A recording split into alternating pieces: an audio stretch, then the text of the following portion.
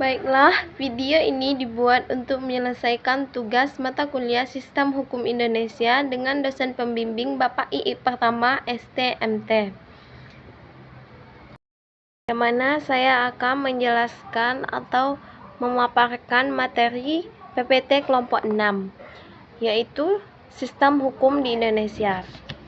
Topik diskusi: A. Sistem hukum di Indonesia, sistem hukum Anglo-Sakson, sistem hukum Eropa kontinental, sistem hukum Islam, sistem hukum sosialis, sistem hukum campuran. B. Sistem hukum yang dianut di Indonesia. C. Struktur hukum di Indonesia.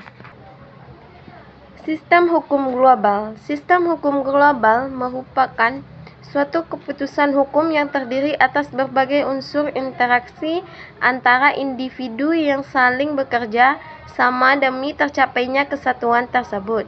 Sistem hukum di dunia. Sistem hukum Anglo-Sakson. Bermula di Inggris, sistem hukum ini atau keputusan pengadilan sebelumnya sebagai sumber hukum utara. Ciri-ciri Anglo-Sakson yaitu sebagai sumber hukum, doktrin strict decisis, fleksibilitas, peran hakim yang luas, hukum adat. Sistem Eropa kontinental. Sistemnya diambil dari hukum Romawi dan ditandai dengan penggunaan peraturan tertulis secara sistematis karakteristik.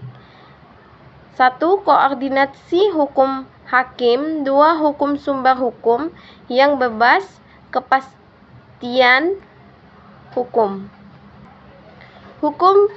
Sistem hukum Islam. Sistem ini berlandasan pada ajaran agama Islam, khususnya Al-Quran dan Hadis. Aspek sistem hukum, sumber hukum, aspek konsep, yaitu syariah, fungsi.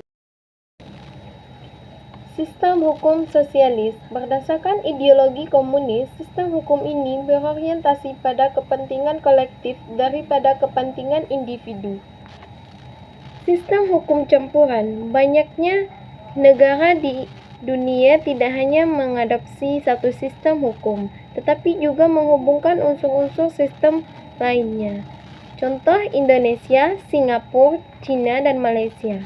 Sistem hukum yang dianut di Indonesia. Sistem hukum yang dianut di Indonesia adalah sistem hukum campuran, terdiri dari yaitu hukum adat, hukum agama, dan hukum perdata.